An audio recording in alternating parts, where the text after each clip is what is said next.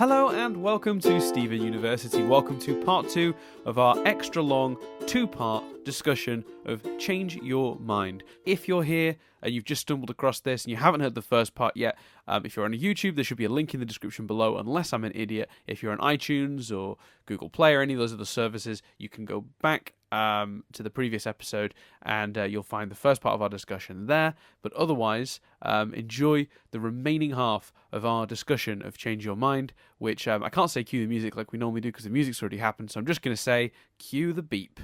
Rainbow Quartz 2, Mary Poppins Returns. Can I quickly read my notes for this? Yeah. My notes for Rainbow Quartz 2. Wait, let me find them very quickly. Oh shit, I've lost. Oh, that's really annoying. I literally had them in front of me. Oh yeah, fusing with Pearl, Rainbow Quartz 2. Why is she British? And Mary Poppins. That was my only question. I didn't really get it. I suppose Rainbow Quartz 2 wouldn't be a she, it'd be a they, like Stevonnie. No? And Bismuth, I guess. She's the only one... Not Bismuth, sorry, Smoky Quartz. Wait, what? You're talking about Rainbow Quartz 2, yeah? So we're talking about Rainbow Quartz 2, but Smoky Quartz, I think, goes by they, them. So I'm assuming... what might lend itself to that? I believe she's voiced by a male actor. Yes. I might have that wrong. I know you have that exactly right. I believe I read that. That is correct. I had the name in front of me a while ago, but I have since misplaced it. But yeah, there is a male actor at the helm. Yeah. So maybe that adds to that. But yeah, I suppose because of Stephen, yeah. Then yeah. Well, any fusion with Stephen then must be a they. Well, that's what happened with Stevonnie, because that started with Stevonnie, the they, them. You know, Stevonnie was the first character that just got universally referred to that way. 1 second. Steven Universe and Obsidian. Okay. Obsidian seems to have been voiced by all of them. Zach, Estelle, Michaela, and Dee Dee, I've just found out. Because I was looking through the credits to find the name of Rainbow Quartz, who is Alistair James. Okay, cool. That's so funny, though, because, they must have just combined all their voices to make the voice of Obsidian. That's really cool. That's cool. That fits Obsidian. But with Rainbow Quartz, I loved the fusion. I thought, again, as with all the fusion, blanket statement, they so nail the combination of the two characters. Just Pearl's grace, but with Stephen's sense of fun. Wonderful. Yes. And I love Pearl's new costume because it feels like Pearl's arc got concluded with the costume in a way that wasn't addressed in show. Yeah. Apart from I particularly like the jacket, but the reference and the throwback to that episode, yes. And wonderful to stuff. That episode being about Pearl having a sense of freedom and no longer being a Pearl and you know, all of that stuff symbolized in her wearing a jacket, you know, similar to that. Just wonderful. Could not agree more. I think everything about both Rainbow Quartz 2.0 and from referring to themselves as 2.0, which I loved, to Pearl's new outfit was just perfect. I have slightly more issue with the next fusion though. I didn't love Sunstone. I'm sorry. I liked Sunstone. I thought the camera stuff was a bit odd because obviously that's very sardonic. Like, it took me a minute, but I was like, oh, that's like Garnet's other fusion with Pearl is very like that. Very talking to camera and stuff. But then I was a bit like, but Pearl's not, she's fused with Stephen here, not Pearl. So this is what I'm thinking is, my headcanon explanation for that is it's to do with the future vision. When future vision merge with someone else, it creates this weird awareness of the audience. Like, or of an audience. Not necessarily the audience is in us, but just an audience. Like, because, yeah, it's a very much, if you're going to deal with the bully kids, remember to go talk to an adult. Like, it's very... It's quite a generic statement. It's not directed at us, but it is. It's like fourth wall, but in like this very sort of you could just about get away with it, where she could be just sort of saying that out loud. And remember, kids, do you know what I mean? Like, I've done that where I've like been about to do something stupid. Like, I was at work a few weeks ago, and I was changing this bulb that was really high up, and instead of getting a ladder like a sensible human being, I was climbing on things because it was easier to get to the bulb, and everyone was watching me with tentative like expressions. And at one point I did go, remember, kids, always get a ladder, as a joke. So, and we're not a TV show, so it's not. I watched a friend we were at a house party that we were in no way cool enough to attend, but we attended anyway, and we were the in-betweeners, those kids, those weird kids in this scenario, and they had a zip wire between two trees, and it was one of those moments, but in this instance, like, the worst happened, because he got up there, and at the time, my mate Tom was a little bit heavier set than he is now, and everyone was like, well, this dude's going to fall off this tree. And my mate Jim even went to press record on his phone, and before he could hit the button, Tom had let go of the zip wire and fell and got really bad concussion and couldn't remember like why we were there, what we'd done that day. Like, it was awful and not a fun story. I don't know why I'm telling it. Well, this element of it is fun. I was really worried about him, and the girl's parents came back early to find us all sat round a table concerned about Tom not knowing what he was doing, and I ate my basically these ribs. They'd just cooked off some ribs. It was a barbecue, and they'd cooked off this entire pan of ribs and had put it down on the table to deal with Tom, and I just ate my way through the entire pan like, out of concern, and I was just there going, these are good ribs, man, these are good ribs, shame no one else is getting any, and just ate all the ribs. Amazing. And I love that. I love Tom failed the GCSE we took 2 days later. Fun fact. He failed them. Well, I don't think he failed it, but he certainly didn't get a high mark, and he blames that concussion. No, well, there you go. Yeah, I mean, that'll do it to you. If that scramble your brain, don't do an exam the next day. You can retake them, like in the summer, if you get bad results, can't you? I can't remember what happened. I don't think it was like a 2-part exam, and just that particular part of it. You'd also get concussion taking it back if a big shoe landed on you, which was quite a funny moment. Why didn't you like Sunstroke, who got them out of the big shoe moment? So Sunstone, I think I like that Sunstone does feel. I don't agree with the people who are saying Sunstone doesn't feel like an accurate Stephen Garnet. There were a lot of people whose criticism of Sunstone were saying it's too much like Sardonyx. Really? Yeah, some people found that was a bit too much. That actually, weirdly, wasn't my issue. My issue was actually more design. I just don't feel like it fits the rules of design the show usually abides by. It feels they feel out of place. They feel. I don't know, that if you stick that design alongside every other gem, it just doesn't seem like it's from the same world. It feels more like a design from Ben 10. And that's not necessarily an insult. It's a good design, but just not for this show. Does that make sense? I don't know if I feel like I'm being unnecessarily harsh. I hear what you're saying. But it didn't work for me at all. So the personality, I think, was fine.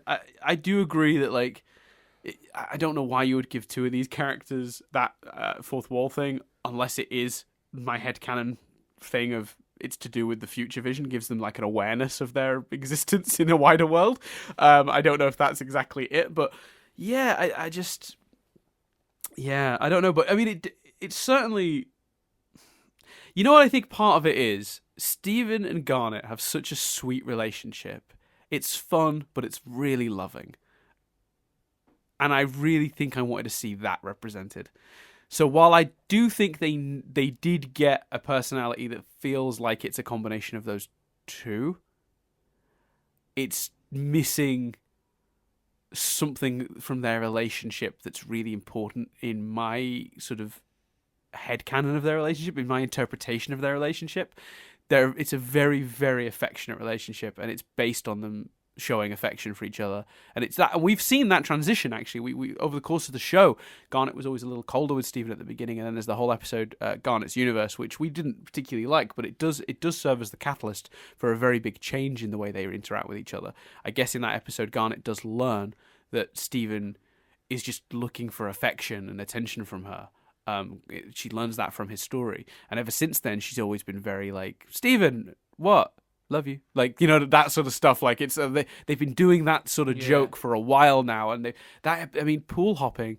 Their relationship in pool hopping, it's just so amazing. The way they run around having fun together, but it's all based in so much affection. I just really wanted to see that epitomized on screen, because if a fusion equals that person's relationship, then I really feel like it should equal that relationship. And with all the others, they got the personality just right, but they also got the relationship right. Like it feels like it reflects their relationship with each other.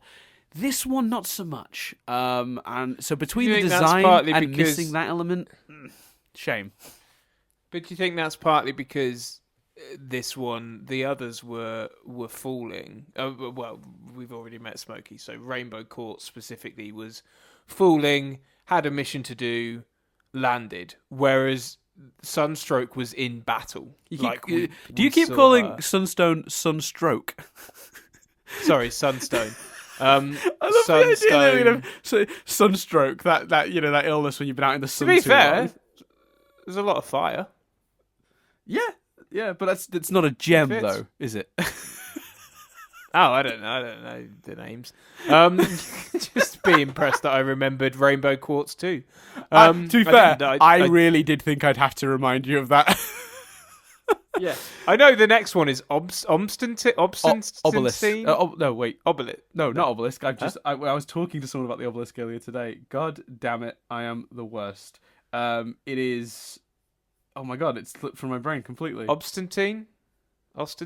No. Anyway, it's the thing. It's from Minecraft. Obsidian. It's that heavy black material. Obsidian. Sorry. Oh my god, that was a real brain fart moment. But anyway, that was. No, but like Obsidian. Yeah, sorry. So yeah, Sunstone. I feel like maybe that's part of it, because I was a bit like, oh, why are we getting so much of this fusion? I would have wanted more Rainbow Quartz 2.0 personally. So I had that reaction. But I think maybe your thing is like the scenario in which they were explored. Maybe. And look, here's the thing. To go back to the argument from earlier,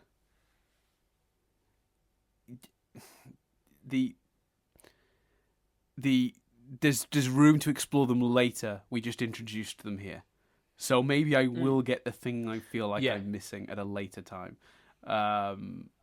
Maybe there is a bit of an issue with the naming though. Actually, that someone pointed out to me that like didn't occur to me. Well, Smoky Quartz, Rainbow Quartz. Stephen's not a quartz. Yeah. When we met Smokey, we thought he was. Now we know otherwise. Yeah, but is that not just a continuation of the first Rainbow Quartz? You can make that argument. Yeah, but the first Rainbow Quartz was a lie also. Yeah, but if they fused in front of other people, they couldn't. Rainbow Diamond would have given it away a little bit. No, I know that, but now everyone knows. Like, yeah, because to me it's not. So this is the thing. This is where I've struggled with it a bit. In my head, the rules aren't we make up a name for ourselves. The rules are when we fuse, we are representing a very specific gem type, like mechanically. Does that make sense? Like when these parts are put together, you get a. Do you know what I mean? Like there's a set series of rules of how these combinations form the things they form. But I guess that headcanon is thrown out the window from 2 episodes ago when Blue was like, "You call that a garnet?" You know. So I guess maybe it is just that they name themselves because there isn't precedent for fusions. Maybe that is the problem. I don't know, but. My original headcanon for this was very much about it being like, oh no, this thing and this thing make this thing. They're not choosing that name. That's just what happens. And if you put another ruby and sapphire together, they would also be a garnet. Do you know what I mean? That's kind of how I saw the making sense. But if they're just choosing the name, I get that logic. Less of a bugbear for me personally, but I get what you're saying, and I get why you'd feel that way. You know what I liked about Rainbow Quartz, actually, very quickly, is that Rainbow Quartz 2.0 still looked a lot like Rainbow Quartz 1. Yeah, very similar. I thought that was awesome, but it felt like the way that they managed to make the design similar, but also clearly representative of Stephen and Pearl was fantastic. Like, I looked at those two side by side, and I thought that was brilliant. Yeah, I agree. Obviously, equally cool to get confirmation that the combination of the four of them is the statue. Similar thing, similar design, but with Stephen. I didn't love the joke. She's so big, or they're so big. Oh, didn't you? And then no, because I wanted them to match. I thought it underpinned the strength of the four of them together. I wanted them to be as big as the diamonds, or I wanted the fact that they weren't to not be pointed at in such a specific comedic way. Personally, it didn't land for me, that specific joke. That's very interesting, because for me, I didn't think it underpinned how strong they were. I thought it was a good joke, and then they still got to be a complete badass. Because they didn't flinch at that. After that moment, though, not in that moment. They only then go on to be a badass after it. But I'm talking about that specific moment where the joke is told. It just didn't land for me, personally. Yeah, I get it. I do get it. Well, did you not feel the same way then about Sunstone? Or as we are now going to be calling Sunstroke. So with Sunstone, they did a very similar joke where Sunstone was like, I formed and I'm awesome, and then starts climbing up the leg and then just is swatted off like a fly for the sake of a gag. But Sunstone, I feel more that the combination of all four of them should be stronger and more awesome than the combination of just Garnet and Stephen. Got you. So I potentially felt the same way, but it didn't bother me as much. Right, because to you it was more important to make sure that we established Obsidian as a very powerful force being. Yeah. Whereas Sunstone being just a fusion of two of them didn't need to stack up to the diamond ship, because why would it? Yeah. Right, I got you. So, very quickly, actually one quick note. The name Obsidian has been attached to the Crystal Temple for a while, because I think there was a reference to it in the art book being called Obsidian. So we've even talked about it on this podcast. I knew we had. And so it was nice to know that was to confirm that Obsidian is the correct name for that fusion.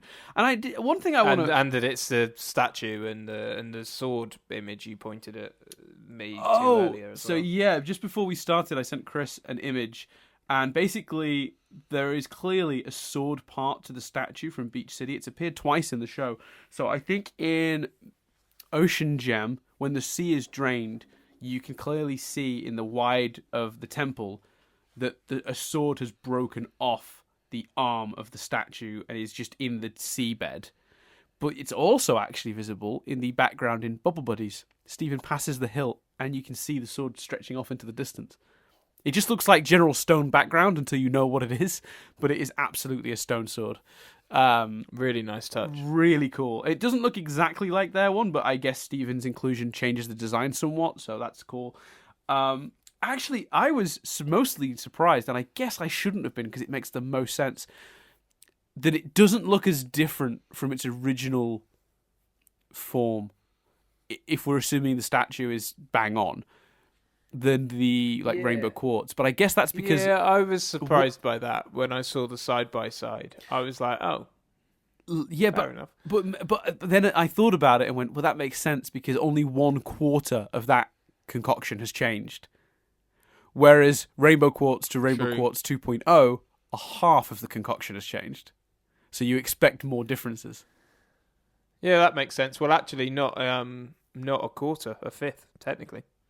Oh, sugar, yeah, a fifth. You're right. Absolutely. Correct. So yes. Yeah. So I kind of I'm on board with, because I just sort of go, okay, that makes all the sense. Yeah, no, you're right. What did you think of the pulling a sword from the mouth? I thought that was a bit creepy. Oh no, I see. I love the way they did that, because the way that it was like this being obsidian had so much molten material inside that they could forge a sword in seconds. in their own stomach. That's cool. Really cool. Yeah. Like, and I love that the hilt was made up of all their weapons. That was what really blew my mind, because we've always talked about I liked how that. Yeah. the fusions are always cool because they always find really interesting ways to make the weapons fuse. So with Smoky Quartz, it's the shield becomes the round part and the whip becomes the string of the yo-yo. Awesome. What a great idea. You know, is it Sardonyx that has the big hammer that's Garnet's gauntlets and Pearl's spear? It must be. I believe so. So having them put the shield, the whip, all the different items together and ending up with the hilt of a sword that you can then get the blade from the inside the map. That's such a cool... Visually, that was just fascinating and really well done. So yeah, I was on board with that totally. I thought that I didn't find that creepy. I just found that again, it was just sort of the badass. Like, what kind of badass could just draw a blade from their mouth? Maybe it's a squeamish thing. I'm like, no, you cut your mouth. You know, I don't like watching. Do you not like watching? I was gonna say, do you not like watching sword swallowers then? It might come from when I was younger. I used to chew glass at my nan's. Did you actually? Yeah. Like, they had to take me. Like, there was one time they were all round my my nan's, and my mum just went, "You didn't give Christopher ice, did you?" And they were like, "No." How old were you? 26. I don't know. So old enough to be given a glass, but not old enough for them to be like, what the fuck? Like, you know what I mean? In the magic, right in that zone where where every element was understandable. And so, yeah, they looked, and I was just biting the glass. And I don't know if this is true, and please, for goodness sake, no one take me on it. But what they've always said, the doctor said to them, is that something about the body is intuitive, and if you swallow something like glass, and I really don't know if this is true, so no one quote me on it or follow this, but it spins round so that it's the blunt side of the glass goes down. I just can't feel like that can't be true, but that was what was said. But anyway, till the day she passed, my great nan, who passed I think 2 years ago. Yeah, didn't she pass the day we started recording this? Wasn't that the? I think so. Yeah, I think so. So yeah, like it was. I know it was. I know the date. It was It was 2 days. It was 3 days ago. It was Sunday was the anniversary. Then exactly right. So we've talked about in the past. I don't know if we've ever actually explained what, but we did say when we did the very first episode of Steven University, you were not in the best place, emotionally, mentally, because of, and I still to this day amazes me that we even went ahead with it, because having just lost a member of your family, I don't know why I forced you to then watch a fucking cartoon. Like, Jesus Christ, what's wrong with me? Like, you were like, this will cheer him up. It must have. I don't know. At the time, you must have been like, just. I think you gave me the choice. Yeah, I'm sure I must have done. Yeah.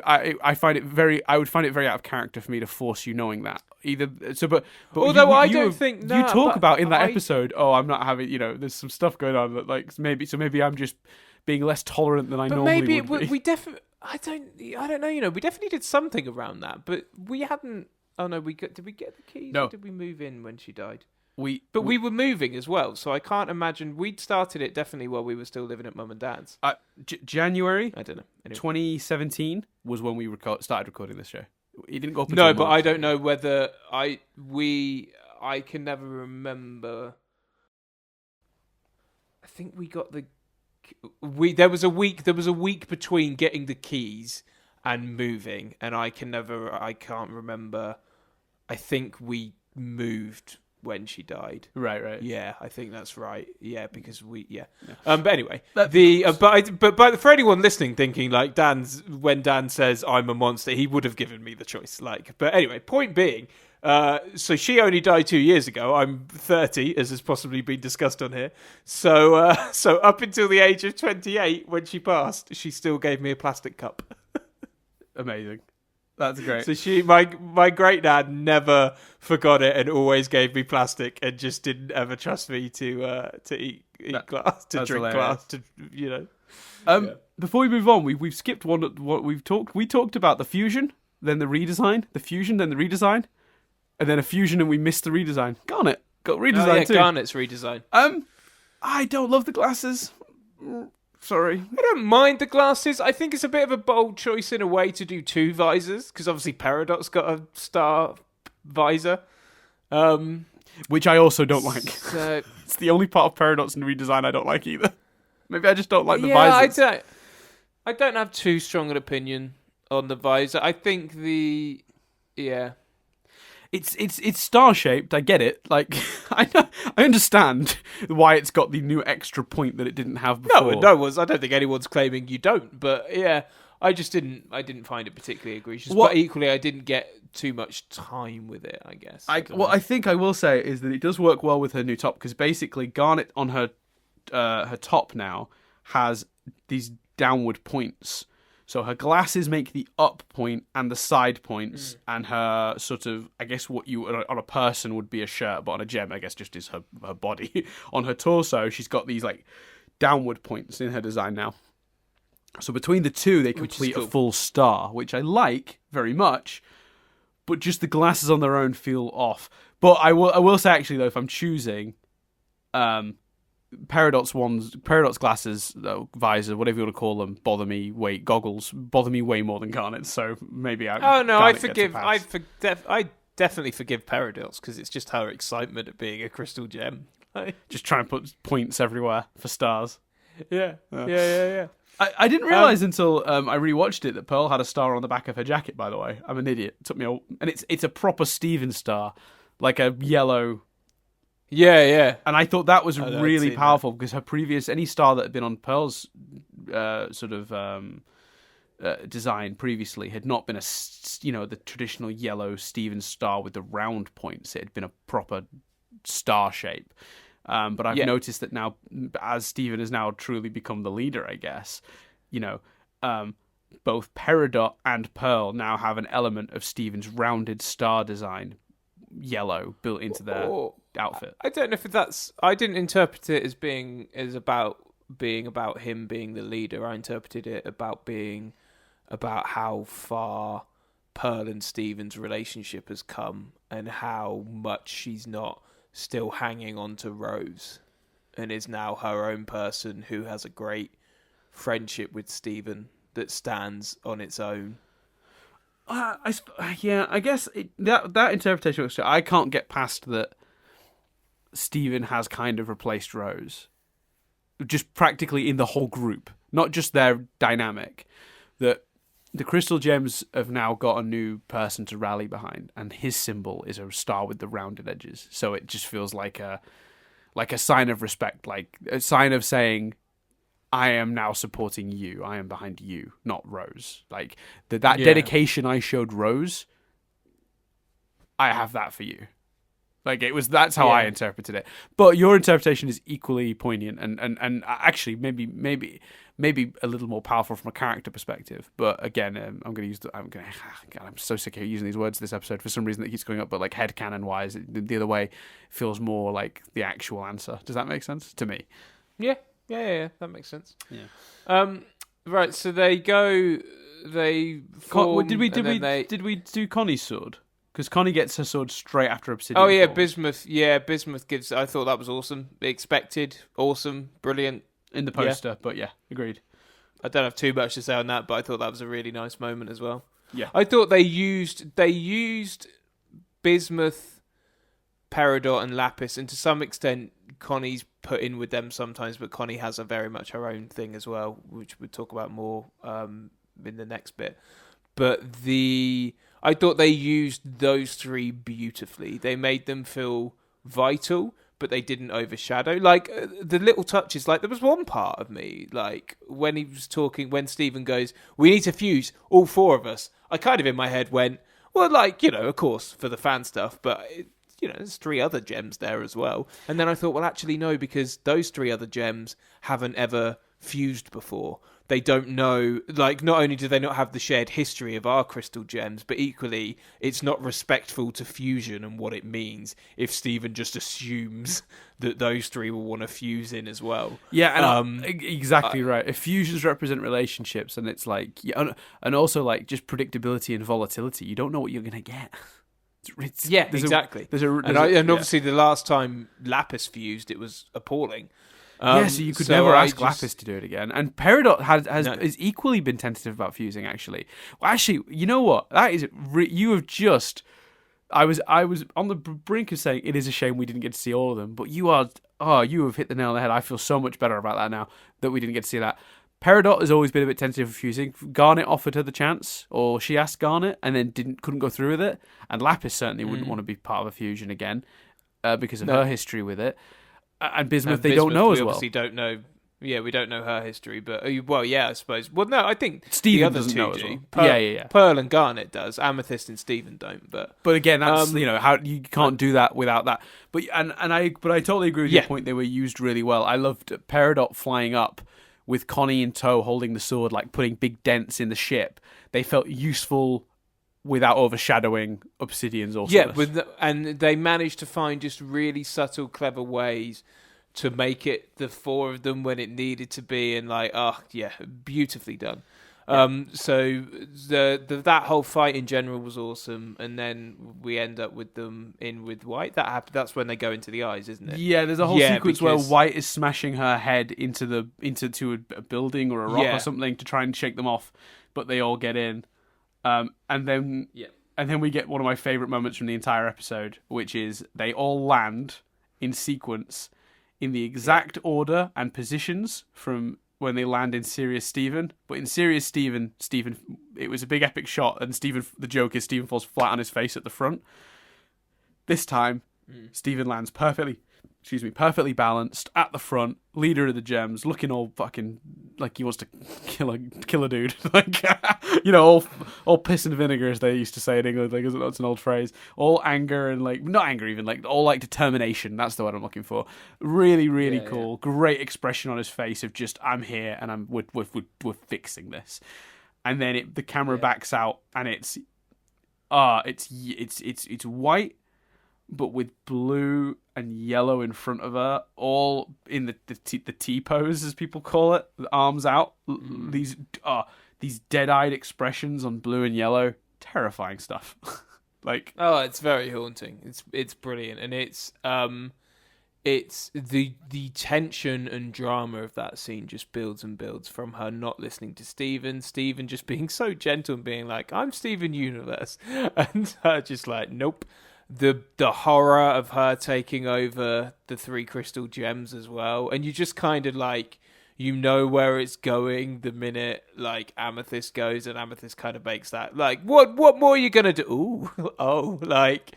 And you just what's happening. And again, the cleverness of finding a reason for Connie to not be in there right away, so you don't even go, oh, she's doing that to everyone, why didn't she do it to Connie? Like, it's just perfect. So and then, obviously, we get the, don't you remember Pink more stuff and that montage. And then we get, I had the kind of reactions and, excitement when Peridot and Lapis appeared, and Bismuth, her too. And when the fusions happened, I had the same triumphant fanboy, but that shot when the gem is pulled, just a gasp, like, oh, shit, just so effective and powerful, that scene. Yeah, agreed. No, 100%. Amazing stuff. And so, what did you think? Obviously, we find out quickly, but when the gem's taken out, did you do any kind of a what happens next sort of in your head? Right, so it's funny because I've seen a lot of people, and I think very, very unwisely, talking about the gem will somehow get separated from the human part of Steven, and he'll get his mum back in some way, or Pink will be back in some way. And I've said time and time again, and people could search through the comment history on the Discord to see it, that's ridiculous. It is against every element of the premise of this show about Steven forging his own path away from his mother. So the second they went to do that, my honest to God first thought was, this isn't going to work because I know what White was trying to do. I got it, and I was just like, "There's no way that works." I didn't quite see. I definitely didn't think Rose was coming back. No, I didn't think. I didn't quite predict two Stevens. The gem side of Steven and the human side of Steven sort of being separate and seeing each other. That definitely didn't occur to me. Because I mean, Jesus, if it did occur to you as a viewer, you're good at this. But my assumption was that it simply would leave Steven. My first thought was that it would leave Steven ill, dying, not well, and then you'd have a gem. Just a dead gem. That was my first thought. Just a gem that doesn't do anything, and she's poking it, waiting for Pink to come out. And then eventually Steven gets his hand to it, and they reform. That was my idea of it. But what they did... And did you envision that reformation as a fusion?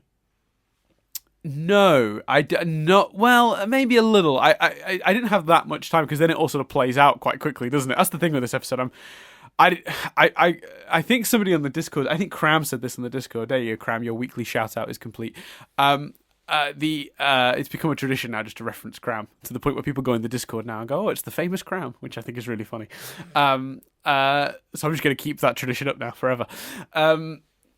I think that's the exact opposite of what you said last week, where you were like, I keep mentioning Cram and sorry, but da-da-da. Whereas this week you're like, I'm making it a thing. Since then, someone has come in and done exactly that, where they've been like the famous, and that I'm used to me to the point where now I've 360'd. Right. But I think Cram was saying that like they never been more grateful for adverts. And I think there's a reason I had to pause midway through this episode, and it wasn't at this point; it was at the Obsidian point. But God, I wish I had a little bit to have a think, because I didn't get much time. So, I mean, because it happens, and then immediately the Pink version of Steven kind of forms. So before I really had a chance to follow through my thought of it won't work, I didn't really get to play it out in my head.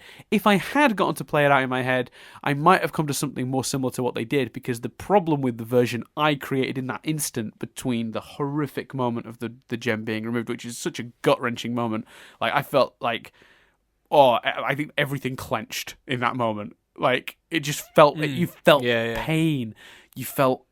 And the way they did it through the silhouette... Oh, beautiful. Just... Mwah, like, perfect. Like, everything. It was just the right amount of horror for a kid's show, but also all these story implications. Brilliant. But so, aside from the execution, which was wonderful, there's just not that much time to really think it through. But if I had, I probably would have come to something closer to what they did, because the problem with my version is you don't get the character idea of Steven being like, I'm not me, I'm Pink. Whereas, I'm not Pink, I'm me, I'm Steven. Whereas this illustrates that so much clearer. But then I suppose the question goes back to you then. So what did you think in that moment, sat at your desk at work, watching this play out, knowing that in any minute one of your colleagues might walk in the door and be like, what the fuck are you watching? I just thought, I don't remember thinking, by the time I'd gotten over the of what they'd done, I was basically seeing the conclusion. So I didn't particularly have that moment. I remember when we saw Pink, Diamond, Steven, and especially when they refused, being like, "Oh, of course he's a fusion of like." But I don't remember particularly ever hearing him described that way. So it was just like, oh God, obviously. And then being a bit like, well, then where did because you could in your head, and I don't want to get too, but you could almost imply a certain amount of surrogacy. Do you know what I mean? Like Greg and someone else. I don't think this did happen, and I don't think they're ever going to explain it or explore it. But if it's a human gem fusion and Rose is the gem part of that, you kind of go, well, did someone else, a human, provide the embryo? Two humans make a human and gem fusion. Do you see what I mean? I don't know if anyone's discussed that or thought about it. I suspect it's one of those things where it's so, like, you just know the show's never going into that detail, so I guess everyone has just sort of accepted that's just the question we'll never have the answer to, I guess. No, but this made me, and I know I've asked it and we've had that discussion before, but that made me ask that again.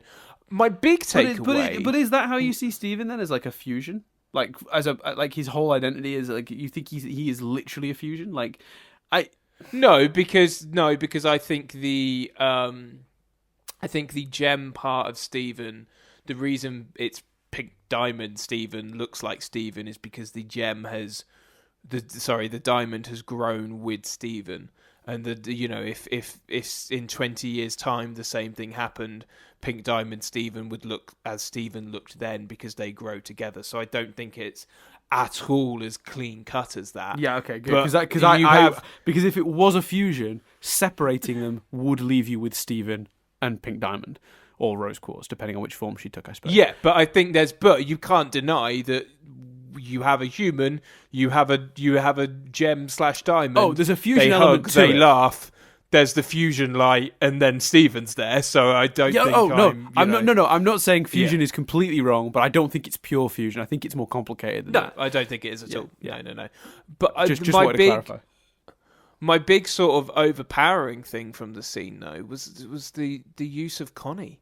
I just thought that was tremendous. The fact that, because you kind of, I almost don't care what they do with Steven and Connie now, in terms of whether they make it romantic or whether they make it a friendship.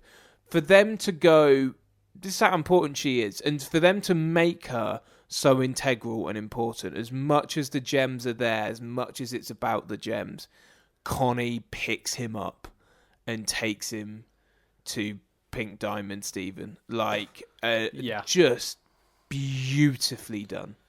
100%. Beautifully done. I mean, that whole scene is just incredible. I mean, that section. Well, first of all, I mean, it's just gut wrench after gut wrench, isn't it? It's like the gems get whited. I can't think of a better way to say it. And they all have that dead look in her eyes. Steven's just desperately trying to convince White. As far as I was concerned at this point, remember that I didn't think they were ever convincing White to change her mind. I don't think that was happening. I thought that was going to be the point of the episode, was that we had still more to go because White was not convinced, but Steven escapes. We get the horror of the removal of the gem, and then we just get this insane. Like, why was Pink Steven so powerful? I don't even know if I know. Also, I haven't even talked about the dual camera, the split camera. Oh yeah, that was beautifully done. Just fantastic. It's just so awesome to see a different style. I mean, the whole, like, the hue of it and the colours of it, when they went into the eye, was just really effective in terms of, like, design style and colour palette. Yeah. And then when in terms of the power, I kind of view it as, because she's pure diamond. A diamond that, but not just pure diamond, because the others are pure diamond and White's pure diamond, and she defeated White. She's not bogged down by all the stuff that White's bringing. White is the only way that sort of mind-changing explanation will make sense is if you kind of she's conflicted. So Steven doesn't have the conflict and mixed emotions that she has. He's got more conviction. He knows what he wants, etc., or knows what he is. But also, it's a diamond that has grown with a human and been around a loving family and a stable family. That's made clear throughout the episode, and it's, I think it's a little bit Harry Potter. Love is the answer. That's made Pink Diamond Steven so powerful as well. Yeah, okay. Yeah, I like that. I like that as well, that, like, Pink Diamond Steven's power is partly just the opposite of White's, therefore they because he never actually actively attacks White either. I think White would have been equally resistant to his powers that he was to White's. I think maybe that's actually the answer. It's not so much power as it is he's unaffected by her, her whole power set because they are like they're yin and yang, they're positive, negative. You know what I mean? They're the opposite to each other. The same way that blue and yellow. Like if you look at the Diamond Authority logo, it's white, Steven, blue, yellow across and down. So maybe that is just it. Maybe the pink version of Steven is just unaffected by White's power. So it's not about him being particularly powerful as much as it is like about from an emotional place. Like he's the antithesis to what White is. You know, she is all about not necessarily no emotion, but like she is trying to be cold and calculated and trying to make sure everything is perfect. And he's just happy to let things be as they are. You know, be whoever you are. He literally says that to White. Yeah, exactly. I think it's all about that. And then he embarrasses her, and that like somehow this is the bit I'm a little more like unsure of how it works. She says like about him being a child or about acting like a child, and he says, "Well, I am a child. What's your excuse?" And that's the I love that line. It's a great line, but the subsequent moment that follows it, I understand less. Can you make more sense of that for me? Maybe I'm being thick. I don't know. Maybe I'm just being stupid. I don't understand the moment of why she blushes and like it all shifts. I don't understand. Because he's pointing, they're laughing at her, and he's pointing out like she's literally slamming her fists and ranting and raving and denying an undeniable truth.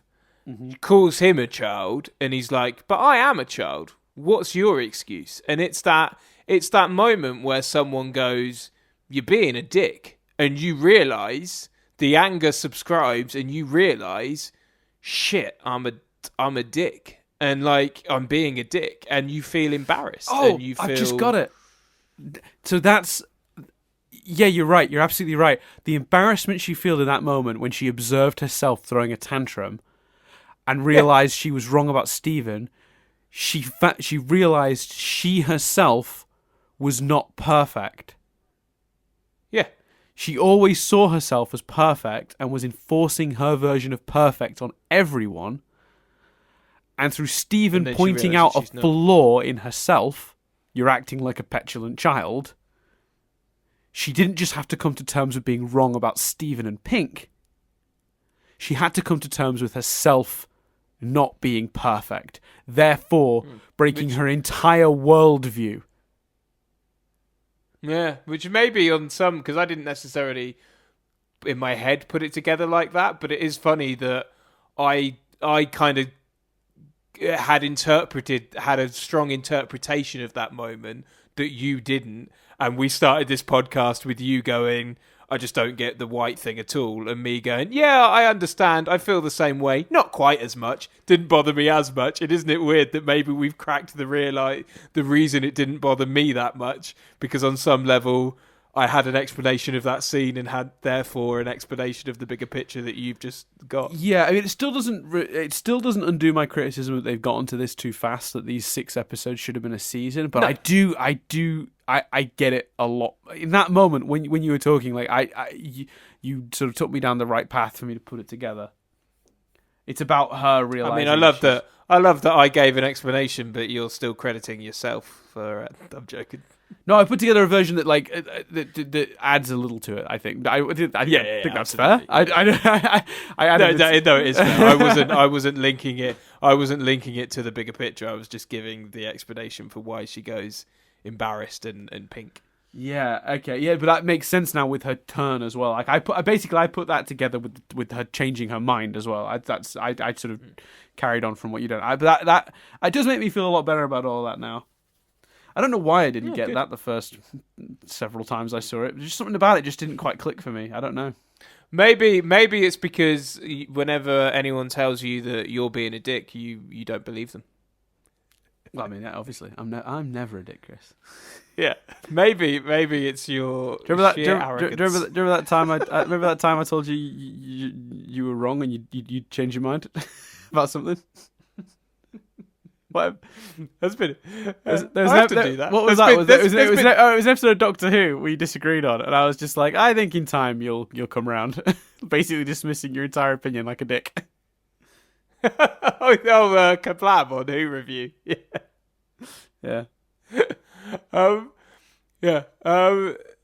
I can't remember what we said. I thought you were talking about like a real. I thought you were talking about like a real life example or something. No, I'd like to think I'm good. I'm good at admitting when I'm wrong. But I have had that moment, and it's horrible. That is an awful moment when people are like, "You're behaving like this," and you like the anger clears, and you realise how you're behaving, and you have to be like, "Oh fucking hell." Yeah, it literally happened to me yesterday. Not to me, but I literally experienced that yesterday, where there was this there's this person at work that was ranting and raving and swearing and insulting my team, and the person tried to leave, and I lost it. And I literally, this is an elderly not an elderly gentleman. Yeah, no, an elderly gentleman, really. I'd say gentleman, fucking didn't deserve the word gentle. Like, as he was ranting and raving and swearing and like just throwing an absolute tantrum. And I literally, he tried to open the door to leave, and I pushed it closed and was like, this is absolutely unacceptable. You cannot just come in here and yell at my team, swear at them, insult them. Grow up. You're acting like a petulant child, and we deserve better, and you deserve better. And he literally had his face just dropped, and he went, "Yeah, I'm really sorry." Like, and you could see it. Like, yeah. Whatever I said, and then you then you got out a ukulele, and you were like, "You don't have to respect me. I respect myself." Yeah. No, but like, legitimately, I was just like, and it's so funny actually. I didn't even in that moment. I didn't realize how much that actually echoes some of the content of this episode. But yeah, no, 100%. That literally happened to me yesterday. It's awful. It's such a horrible feeling. It is. And it's happened to me the other way around as well, where I've been saying something or doing something, someone's pointed out, and I've just been like, and you just, everything sinks. And all your energy just goes, and you go, yeah. It's almost like an out of body when you hear it from the other person's like perspective. Definitely. Because I think as human beings, like we usually do think we're right, and like when you realise you're not, yeah. So then the colour comes in, and everyone kind of comes back. And then we get ourselves the montage and the crashing of the party. So can we very quickly talk about White Pearl in that sorry, not White Pearl. Oh yeah, of course, yeah. So Pink because Pearl. It was kind of like I was a bit like, come on, Stephen. It's the way he was like, you're back or whatever. It's a bit like, what, has Stephen been reading the fan theories as well on Reddit? You know what I mean? Yeah, I really liked I tell you what, Dee Dee does not get enough credit for how she makes all the pearls sound the same but distinct. I could absolutely hear one of our 4 pearls' voices and pick out which one she's doing. They are all different. Yeah. Like, Blue Pearl is sort of slower and a little bit more thoughtful. And Yellow Pearl is a little more up here. She's very organised and nasal. And it's like, you know, and then and Pink Pearl, I would have to listen to more to be able to, like, identify what's different about that voice. But it's distinct. It's very sweet and gentle. Yes. Yeah, okay, there you go. You've just nailed it in, like, 2 words. Well done. Give you a little high five through the phone, Chris. Thank you very much. You're very welcome. So credit to Dee Dee for a start, just before we go anywhere with that, because that's incredible. Do you think we needed more? Do you think that's enough for now and we explore it later, or not? Because I'm torn on whether Pink Pearl is another one of my... I'm annoyed because I feel like we're never really going to get to explore that properly now, because they've kind of cut it off at their head. Or is it something that's going to come back? Is it out of my 4 out of 5 scenario? Is it the 1 to 4, or is it number 5? If that makes sense. It absolutely should be, because if it's not because you are adding to it Reddit discussions, Discord discussions, and these discussions. If you are just watching the show and aren't involved in any of that, then you would be so like, what the heck? Like, what? Wait, hold on. That pearl's pink? What does that mean? Was it Pink's pearl? What's going on? Like, you'd be asking yourself all the questions that did they not everyone who's been paying too close attention has been asking. Yeah. So, but the question there is then, is that not negated at least somewhat by the line earlier in the episode? There's a line earlier in the episode where in the dream sequence, when Blue says to Pink Diamond in the dream sequence that actually masquerading as it's a dream sequence, but it's actually a flashback masquerading as a dream sequence. when she says, "If you keep doing this, White's going to take your pearl off you." I didn't even particularly catch that line enough for it to stick out. So yeah, because for me that was like final nail in the pearl swap theory coffin. Not nail in the coffin. God, that makes it sound like it's proven wrong. That was the final thing that confirmed it for me. Because knowing their designs were so similar, it was pretty much confirmed. But I really wanted actual like on the nose direct reference. So that line jumped out at me, and I was literally like, okay, it's definitely what happened now. They've had a character. Not only are the designs similar, because that's all we were basing it on previously, was that the designs were spot on identical to each other. But, gems look the same sometimes. So you could still, someone could still, if they wanted, dismiss that theory and say, no, the pearls just look the same. They happen to have the same hairstyle or whatever. I didn't see it that way, personally, but I could see somebody making that argument, and looking at like all the rubies and sapphires looking almost identical, you sort of go, yeah, fair enough. But now it was like verbalized, so I really clocked that line because I thought, no, I missed that line. Specifically, someone saying. So I'm thinking like for the viewer that hasn't been following the theories and maybe didn't notice the design similarities between the pink pearl we got in the dream sequence a couple episodes ago and white pearl. That actually makes me raise the question though: was there ever an actual white pearl? That just occurred to me. And where the hell is she? So a story for the movie. It may be. So I think we'll have a talk about the future of the show in a minute. We're not too far off that. I think honestly, like looking at that moment, if the criticism is people who aren't following the subreddit and all the discussion might not understand it, I think that line, if they pick up on that, is enough to put it together, but it's not as on the nose as maybe it should be. Yeah, it's not. I mean, I know as a line, it's fairly on the nose. I just clearly missed it. Yeah, I didn't realise about that line, so I take back some of what I said. But it's still, if of the few things that are still hanging, it's kind of probably the thing I'd want filled in. Yeah, the most particularly or high on that list. Well, no, mostly. You know what? It's funny. I don't even really, because I kind of feel like the story is filled in now. We can pretty much put it together from context. Pink kept acting out, and as punishment, at some point, White took back the pearl. That I kind of get, and how that pearl got damaged, you assume something to do with the abuses she's received at the hands of White in the meantime. So you don't even really need that story. I just want to get to know Pink Pearl now. Because clearly Pink Pearl was very much on board with Pink's sillier side based on the flashback dream thing where he was juggling. Just knocked my mic. Very professional, Dan. Very professional. There you go. And so that I just want to get to know her. Like that's my main thing. But also, if they've seen the error of all their ways, and if they're now reversing their opinion on everything, technically White should give that pearl to Stephen.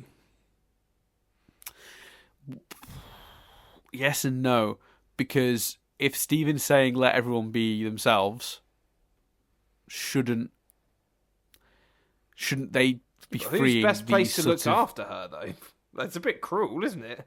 What do you mean? Well, from the Pearl's point of view, she has been overtaken.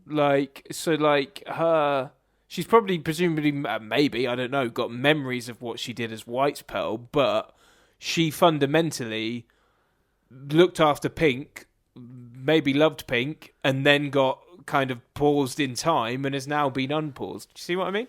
Yeah, well, there's but the use of given to Stephen as a phrase, I'm just like, I don't think that's going to be the way forward now. I think that's very much the problem with Gem Society, was this weird slavish devotion to. That's what was so horrible and broken about it, wasn't it? Was this weird, like Peridot was so enamored with Yellow when she got to Earth, and like Jasper's weird dedication to Pink that created this insane hatred of Rose Quartz and therefore Stephen. It's sick. It's so broken. So you're right. I would like to see Pink Pearl spend time with Stephen, because I think that'd be nice for her to sort of be reunited with, the current reincarnation of incarnation, I should say, of Pink. I like that idea, and I think it'd be fun to see them in but the idea of White giving the pearl back like property. Yeah, okay, feels misphrase. Yeah, that's kind of where I sort of object. To be fair, with the Jasper's hatred, that can be dissolved with just a quick bath. So maybe they just. But by the way, can we just appreciate the bubble bath joke? It's a bath full of bubbles, gem bubbles. That's amazing. Because you know what they did? They put out the bingo card. Cartoon Network put out a bingo card ahead of an episode release. Yeah, I've told you about these before. Well, every single one on that came true. Every single one, and one of them was Stephen takes a bubble bath, and everyone was like, "That's ridiculous." Yeah, right. We can listen. That's not going to happen. Do you know what I mean? Like, it seemed like a silly one they put on as a joke, and then he literally got a bubble bath. Thank you for that, Cartoon Network. That's a great joke. And thank you, Crooniverse, for making a bubble bath a thing. So obviously the party's. I kind of feel like over the course of the episode, actually Lars and Sadie's reunion, the genius of that joke and the off-colours appearance. I suppose it would be good to explore the off-colours a little bit more. But I don't have too much more to say on that element of it before we discuss the montage. Do you? Well, one other thing I want to talk about very quickly is there's a quote from White that I just thought was incredible. And they did manage, considering, again, my complaints at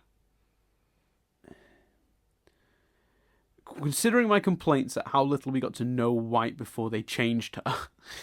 I'm trying to find the damn quote, and now I can't. That's really irritating. I had it written down, and I tell you what, I will say one other quote that I found in my search for that one that I've not mentioned yet. At one point, Blue does say to White, "I know my purpose isn't to be happy." How fucked up is that? Yeah, that's messed up. Like, gem society is real backwards, isn't it? Like, that's not cool.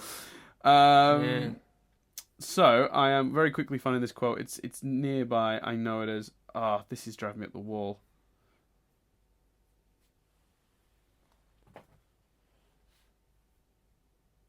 Sorry about this. It's alright. It's from that scene, so it's and I found it really powerful. And I found it was very good at representing White. Wait, 1 second.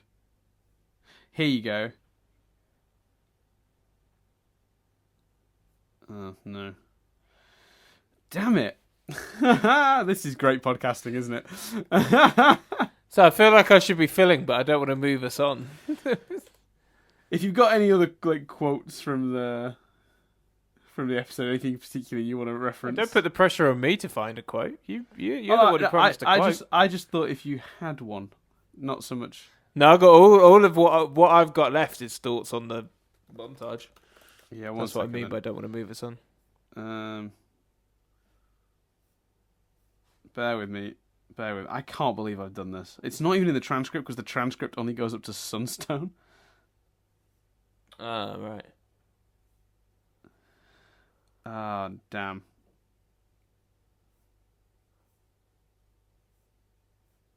I'm going to have to give up on that and come back to it if I can find it, because I don't want to keep us waiting here any longer. Let's move on to the thing and I'll see if I can find the quote. Fine. Once I find it, it's going to be so anticlimactic now as well. But you didn't have anything more on Lars and Sadie and stuff? Lars and Sadie, no, I think we covered it. I think it's a nice little moment, but it is like... I feel like I kind of wanted a bit more. The concert, I suppose we could quickly briefly reference. I think getting the concert crashed by the concert being by the ship is pretty badass. I love that everyone thinks it's part of the show. Like, that's insane, but I love it. Like, it was. I love that the crowd didn't really react until the diamonds appeared. They were just cheering. They thought it was part of the show that a big giant robot would land on the beach. Well, let's talk about the band as well. Musically, a different style to the gothic rock they were performing, isn't it? I mean, it's much closer to ska without the trumpets, but yeah. I don't know what. I think maybe just because it was a cover of someone else's song that they kind of did it that way.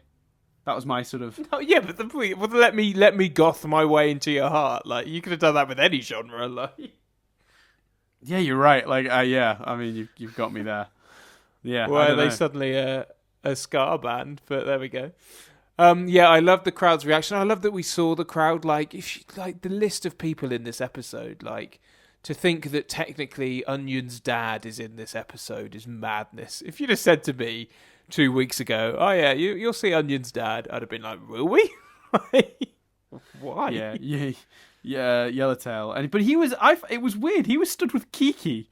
Well, I don't know what they were doing together. Like there's like a panning shot power of music. Yeah, there's like a panning shot of everyone, and it's so Kiki and Yellowtail are together. Kofi's talking to Mr. Smiley. Barb is talking to the Rutile twins, and Onion is just on the ground, just looking up at the Rutile twins in utter astonishment at the two heads, just like fascination. Lion's in the background, clearly looking up at the diamonds who are above them. Connie's being reunited with her parents. Garnet's talking with Road Knight. Petey's talking to Pad Paracha, but he has this expression on his face like she's just said, "I'm about to meet Petey." Which is clearly completely thrown him. He doesn't know what's going on. What I love that in the background you can very clearly see Pearl is talking to Greg. I love that they've got like a closer friendship now. In the foreground, you can see Lars is having his cape examined by Ronaldo in a which is brilliant. I thought that was so funny. Why don't I get a cape sort of way? And then even Bizarra, or not Bizarra, but just what a wonderful thought of a combination. Vidalia talking to oh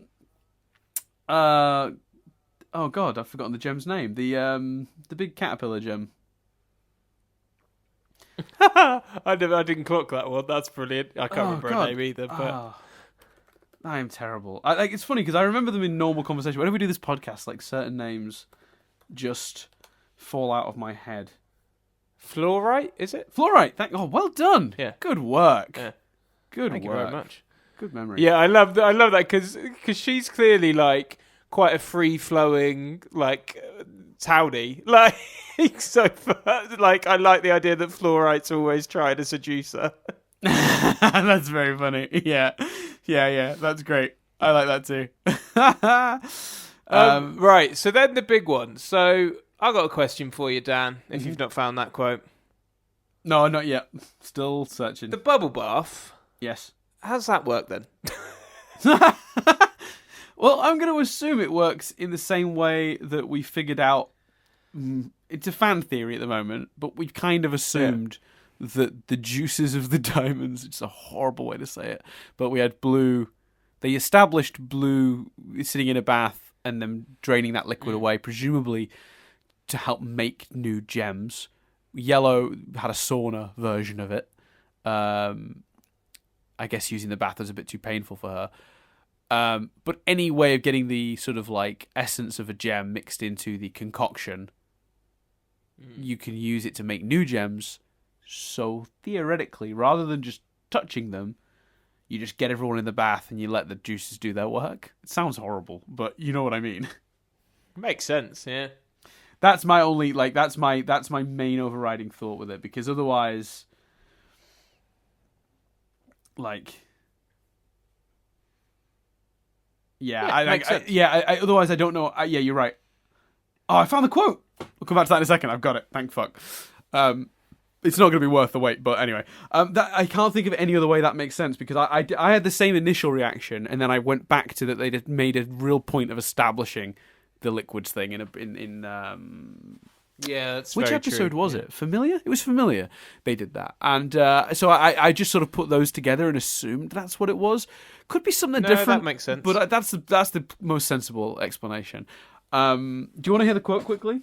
So this is not going to be worth it at all, just to clarify. But White at one point says, it was one of my favourite things said in the whole episode, "I just want you to be yourself, and if you can't do that, I'll do that for you." That is awesome. Whoever wrote those words on paper is a genius. That says so much about White and her overbearing nature, and really the show, and how it's kind of, while it's been about Stephen being accepting of himself, a huge portion of the show has been dedicated to family dynamics and parents. And some people have commented that like it kind of reflects the reactions some people get when they come out to their parents as being gay, or sometimes trans people have trouble like this with their families, where their families are trying to force them into the box they want them in rather than letting them be themselves. And yeah, that's nice. It both ties beautifully to Stephen's arc, but also has real poignance in real life. You know, people are sending kids to conversion therapy camps. It's horrible, and it's I know. Even remembering that's a thing makes me sad. But like, when you think about it in the context of that, and you hear that quote again, I just want you to be yourself, and if you can't do that, I'll do it for you. Like this idea that, oh, you don't know who you are. I know who you are and should be, and like I'm forcing it upon you. That's very, very like powerful. And again, that quote really hit me. Like when I remember really thinking that was a brilliant piece of writing, and that it had a lot of implications, not just for the story in the show, but wider stuff. So yeah, I'm glad I suck it out. Probably still not worth the wait, but got there. But thank you for finding it for us. Yeah. So should we break down some of the other stuff from the montage, because the montage. Yeah, I like the way it starts with him taking them to the Nephrite ship and stuff, and clearly explaining the situation. And White's face. Yeah, when she sees them and she's like, "What is this?" Like, you know, yeah, she's clearly like baffled by the whole thing. Like, definitely. Yeah. Like, what did we do? Yeah, absolutely. And like, yeah, actually, there is kind of a weird like regret. Like, there's a shot when the centipede first pops its head out, she pulls back and like she almost has a hand over her mouth and like, like, oh God, what is this? What is this monstrosity? Yeah. And how has that been a thing? She has genuine concern in her face, which I thought was a bizarrely powerful idea, considering that a minute ago she was fighting everyone. Yeah, and was this weird, distant sort of monster. Without getting into that whole debate again. I love the little touches as well. I love Amethyst chucking the crisps in to make Nephrite jump in. I liked that. I know you think, it finishes that arc a bit too quickly, but yeah, but the moment is well designed. It's just the story deserved more time than that gives it. Yeah. It's a throwaway joke, but it's not a bad joke. It's just that the problem is it's throwaway for a character that deserved a bit more. That's kind of it's not a criticism of the joke. And so that goes the same for the Jasper moment. I do think the Jasper moment is kind of funny. There's nothing wrong with it in that sense. It's just the character deserved more than they got. Like, so there's a great bit in the background that I only noticed on the very most recent rewatch I did right before we did this. When they're in the burning room grabbing the bubbles, Peridot's in the background balancing one on her head and one in either hand, dancing side to side. That's awesome. The weirdest, like that image. I don't even know where to start. That is hilarious. Like, look for that if you've not noticed it as a listener yet. Like, please, that's great. I liked Bismuth like greeting old friends. I thought that was a really nice touch. Well, that's specifically Biggs. Okay. So remember when we first brought Bismuth back in Maid of Honor, and she was like, "Biggs, everyone loved Biggs." Right. That's Biggs. So I think they've done a really nice job with the consistency there. The gem matches, the color matches. It's also interesting because it could, if you did want to take the crystal gems back to being just the core four, it does give you an excuse to certainly write Bismuth out easily, where Bismuth just goes off and has adventures with his other friends. I hope they don't, but. Oh, fucking! I've gotten so much better as well. I've been really deliberate throughout the course of the episode. Friends. Yeah, but like I think, like the I think you're right. I think it's because also there was another one called Snow something that they referenced in a previous episode, and there's one really unidentified gem. It's a big gem that has a big sort of white sort of like Parker on almost. Like it doesn't, but part of the design makes it look like that, and it's got like a winky eye and this big sort of snowflake eye wink thing that's going on. It's a hard gem to describe, actually. It doesn't really look like many other gems. But I think that's... it wasn't called snowflake. It was called... Oh, God. What was it called? I don't know. No, I can't remember either. But there was like a... Maybe it was snow... It couldn't have been snowflake. Oh, no. Yeah, snowflake, which is a kind of obsidian. Snowflake obsidian. There you go. Which explains the size, because it's huge. It's massive in the water. So if it's a kind of obsidian, that actually makes a lot of sense.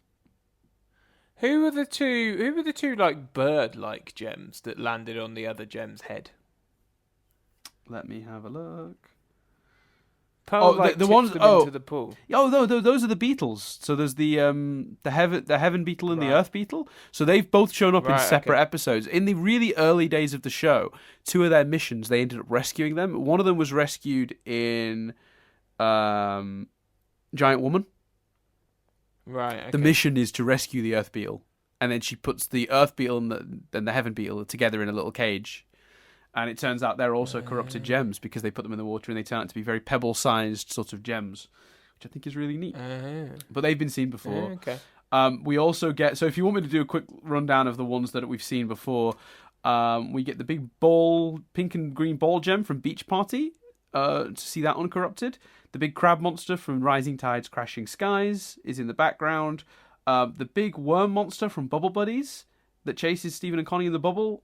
We see her sort of form. The one that I thought was a really obscure pull, the water bear from Love Letters, which has about 80 seconds, not even that, that's generous, 8 seconds of screen time. That's the first one that pops up. Really awesome, but very strange. And then the ice monster from Monster Buddies is there. At least those. There's also potentially one in there that is very, very potentially a big reference to the comics, which is the first time the comics have sort of been canonized. Right, okay. So there's a rainbowy one in one of the wider shots that is apparently a monster that they fight in the comic, getting its true form back. It's called like the rainbow. Oh, what's it called? Rainbow. If I search rainbow, it's just going to come up with bloody. Oh, there you go. Rainbow Cloud Monster, it's called. There's a Steven Universe Wikia page called Rainbow Cloud Monster, if you want to look up into it more. But it's basically a big cloudy rainbow-coloured thing that they fought. And there's people are speculating that that's that, which would be cool because it kind of canonizes... It kind of canonizes the characters from the comics and the stories from the comics. Cool notion. It's a bit like in the Doctor Who Night of the Doctor thing when Paul McGann's Doctor referenced his Big Finish companions. So it kind of canonized them a little bit, which is kind of cool. So that's a nice moment. I also love the shot of Garnet crying, seeing all these people reunited. Yeah, and Pearl and stuff. I thought that was very really powerful. hit me. That was the moment I felt most emotional watching these last few minutes, by far, was Garnet. I don't know what about that got me, but Garnet with a tear in her eye, like, happy tear, obviously, but, like, just looking at Stephen and what he's achieved. So you think... Go on. No, because it was going to be a completely separate question. Oh, I was just going to say, like, there's this real pride to that I really, like, it's not just about the emotion of these people are back. There's a real pride to it, and I love that so much, because she's smiling and she's looking at Steve, and then she hugs Pearl. It's perfect. It's a really nice moment. So do you think these gems are still on Earth, or do you think they went back to Homeworld with the diamonds? Or with the other diamonds? That is the question, isn't it? I honestly don't know. I guess when we talk about the very last shot in a second in the song, we already talked about this one. The very last shots in a second, we'll talk in general. Go on, then we'll do it now. What are the ships sort of giving the peace sign and then disappearing? That's not the final shot. What are you? Well, I can't. I don't have it in front of me. The final shot is a recreation of the intro, isn't it? It's them on the beach having a barbecue. Oh right, I thought you weren't. Because we were talking about the gems going. I didn't realize. I thought you were talking about. Oh, you thought I had another? Oh no, the remaining Yeah. shot is the Jasper one, which we've already talked about in some detail. So I didn't feel like the need to go about that. Oh, actually no, there is one other shot we've not talked about, which is the moment that blue and yellow find something funny, and they're saying something and they're laughing and smiling, and for a second, White looks like, am I allowed to laugh at this? And then she laughs. I thought from an animation perspective, the facial expressions on those are great. Well, in general, I think after she becomes a good guy, the animation on White is softened, it seems, and made more to fit. Like, I don't know, it just felt less glowy. I don't know if that's because she's in a brighter scenario, but it, like, outside and stuff as opposed to inside, but... Yeah, she just felt less ethereal. She felt more in line with the other diamonds. Yeah, she felt more. She felt more tangential once she got out of her big white room. Yeah. So do you think they've gone back then? No. I think they're all still on Earth because I think the most interesting story is Steven interacting with them, and the show is from Steven's perspective. And there's no way. So this is the way I was thinking about it. I was just doing the math basically. Steven's perspective. So the show sticks with Steven. Steven's just been on Homeworld for like a million episodes. He hasn't, but it feels that way. I think you need to be on Earth with him for a bit now. And the most interesting thing to start exploring next is what happens with those gems. Do they integrate into humanity? Do humans accept them? You could also argue if those gems were fighting with Rose, then Earth was their home already. For some of them, yeah, for sure. But they do remember though that not all of them were. So maybe it's a split. Maybe that's exactly it. Maybe the ones that were fighting for the Diamond Authority that didn't call Earth a home just jumped on the ship with white, yellow, and blue and went home. Maybe that wouldn't surprise me either. Actually, that makes perfect sense. There's also presumably still corrupted gems out there. They were popping up. It would be weird if suddenly there were no more. Do you know what I mean? If the point of the show was they were fighting and finding corrupted gems, sure. If there were just no more. I agree that there probably are a couple more out there, but I get the impression they've been doing it for hundreds of years, and I got the feeling it started to slow down, which is why so many of the stories weren't really about that anymore. Like I think they'd really, really they'd managed to gather, like not all, but the majority of. Does that make sense? There's the cluster as well. Yeah, I guess the cluster's just happily chilling in the center of the Earth. You can't heal the cluster. The cluster is shattered gems, isn't it? It's a fusion experiment. It's a different thing. It's a different thing. I don't know. You can't really heal the cluster. And the cluster seemed happy enough. Last time we saw the cluster, it gave us a thumbs up. That's something. Yeah, true. Very true.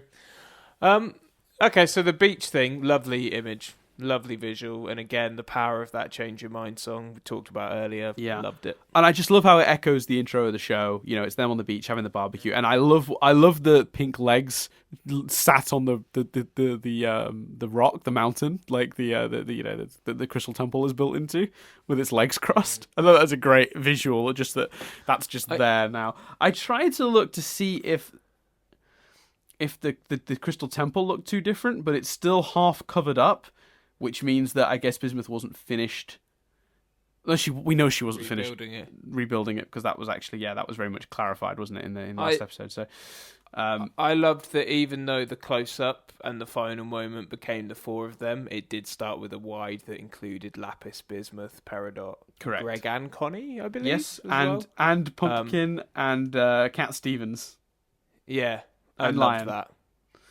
Yeah, and then brilliant. They go from that, which is like the barbecue from the intro of the show. They walk over and sit down with Steven, and it emulates the last shot of the intro, the way they all sit around Steven on the beach looking out into the sky. Is there an element, very quickly by the way, is there an element of why didn't Bismuth take Lion with her? Huh. Yeah, I mean, that never occurred to me, but yeah, you could argue Lion's a pretty useful... Yeah, that's a really... I don't think it would have changed much either. It could have just given... I think it's cooler seeing Connie be helped up by Peridot, but you know, if you've got the question of how does Connie navigate herself in this fight. She could have done it online if they'd have taken Lion as well. No, and she's done that before. That's literally, I think, how she fought in Reunited. So that makes perfect sense. Yeah, you're right. There's an element of why not bring Lion, but I guess they just didn't. I guess it would have been maybe one too many cooks in the kitchen to explain where, because in a big fight like that, you want to sort of make sure everyone, like, from a visual perspective, your audience really should have a sense of where everyone is in relation to each other. And if you have too many characters, it might become kind of hard to follow. And I think Lion, you would have had to separate Lion and Connie because it wouldn't have been right Lion being in that final scene. Exactly. So you'd have had to have separated them somehow. So it would have been a whole thing. You didn't quite get your Avengers moment, did you? No, but I mean, I got all the fusions. I got Lars returning. I got, you know what I mean? It still felt... Do you think it felt more epic than Reunited? It felt a different kind of epic than Reunited. Yeah, it felt fanboy epic. You know what I mean? Yeah. Yeah, it felt like going through the fusions one by one was really just for the fans. Like, there was no narrative. They could have had them, Stephen talk to each of them, say something, powerful, and make them unpoof if they'd wanted. There's a few different ways they could have done it that didn't require the fusions. That would have maybe been. I think the fusion is cleaner than that, I must say. But yeah, sure, yeah, no, I like the technical. But why not? Right? I like I like the technical explanation for why they didn't all come out at once. Yes, 100%.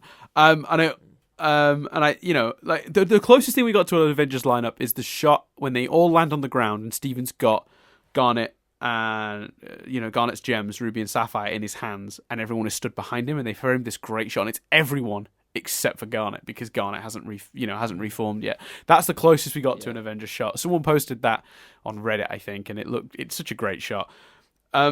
Quickly going back to the final shots, actually, unless you had something else to add on that. No. I've just looked through it, and what I really love, and I think every time I've watched this, the words of Change Your Mind was so much my focus, and the beauty of that song, and how well written that song is. I don't think I was really paying as much attention to the visuals. I've just watched it silently. It was just playing because I was scrubbing through it earlier to look for a shot. And it's close up on Stephen for a few seconds when he sings the first few lines, and then it cuts for a good couple of seconds and really lingers on Garnet, and she goes from like a sort of a nonplussed face to a smile as he sings the words. And then Amethyst already has a smile, and then her eye goes from Stephen to off into the distance, like she's really thinking about what he's saying, like she's really like taking in the words. And then it cuts to Pearl, who's looking with Stephen with real affection, but not like only a slight smile. And then that breaks into a wider smile, and her eyes soften, and she gets like they each get a shot taking in this song. And I think that's really fucking awesome. Oh yeah, it's brilliant. Like it's like I say, see my rant from about a day ago when we started recording about just why it should have been called Change Your Mind. Yeah, agreed, without a doubt. Agreed. So so where quickly before Triv, where do you think it's going next? I mean, Jesus, do you have another hour? Like. I hope there's a plan. The movie seems to be what's next, but not for a while. I am now doubting my previous theory of Summer of Steven 2.0, because the thing that aired after this as a preview was the Comic-Con trailer for the movie, but it now had a time frame attached. It's fall, isn't it? They say. I never know what kind of month. I never know spring. You're looking at sort of September. Right. Which is too far away. Especially if we're as far ahead as the crew have indicated, because these episodes were made a year and a fucking half ago. So, and we know they're recording stuff now. I mean, this week, Shelby Rabara, who voices Peridot, she took a picture of herself recording lines for the show. Could be pickups for stuff they shot earlier, but probably most likely new content. Most likely. Oh, wow. So, Jesus, like how far must they be ahead now? Production. I know animation takes a while to make, but this is well beyond normal animation stuff. And Lynn, you think about what Zach said to us when we interviewed him about how far ahead the show is. Well, yeah, he did. I mean, he didn't say anything outright, but when we brought up the movie, he was like, "Oh, I know I know a lot. And clearly he knows a lot because they're fucking far ahead. Yeah, like he literally said they are so far ahead. Like I think he used those exact words. So like clearly there's a lot more because he can't have said that. And how many episodes have aired since we had that conversation with him? Like, God, 6, 5 episodes? Yeah, depends if you're including legs or not. Like 5 episodes, whatever. Like, come on, like. He didn't like mean that can't be what he was referring to when he said, "Oh, we are so far ahead." He couldn't have just been talking about change your mind. Like he has to have been talking about beyond that. And even though they still technically haven't confirmed season 6, we do know they're making it because of the production has been happening, and we know the production's been happening. People keep going that season 6 is confirmed. I'm like, yes and no. It's confirmed in that we know they're making it. We do know they're making it because we keep seeing pictures of them, recording voice lines and. We know that actively a lot of people are still working on it, and creators of the show have said when people have said, "Is this the last episode of the show?" They've gone, "It's the last episode of the season." They've been very specific. So, like, we know they're making more, but officially, if we're using the word officially, season 6 has not been confirmed. Was Rebecca Sugar asked about that in the AMA? Like how much it felt like a series finale? No, the AMA was held before the episode aired.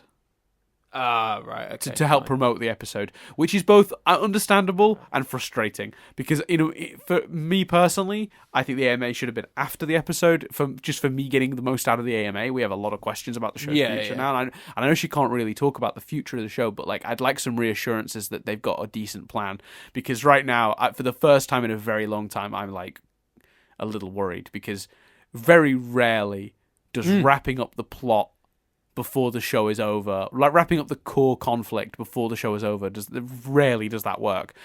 If it was going to work anywhere, it would be here, but it doesn't. It completely alleviate my concerns. Supernatural certainly managed to stretch it beyond 5 seasons. Yeah, with mixed results.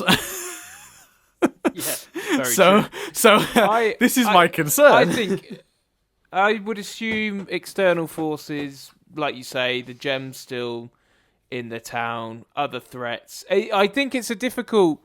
You've got to at some point either have the diamonds in it a lot or somehow block off the communication between the crystal gems and the diamonds because you don't want to be in a situation where every storyline you're thinking, why don't they just call the diamonds? So that's interesting. I'm going to be very intrigued when the new stuff airs, whether we're going to be sat here going, should have ended at 5, but with a bit more detail in some of the stuff we've talked about. Yeah, or made the last 6 episodes of 5 the entire of 6 and ended at the end of 6. Yeah. The rumour is it's going up to 9. That's the big rumour. Is it Rebecca? She must have hell of a plan if it's going up to 9. That's the rumour is that they've got 4 more seasons. Wow. And that they've been sort of given that assurance. That's the rumour. It's a rumour. I have been sceptical of that story since I first saw it, but that is very commonly believed amongst the fan base. In terms of where it goes next, I mean, if I was hedging bets, no flag planting. We're done with that. But if I was hedging my bets, I guess the direction I would think it would go would be 2-pronged.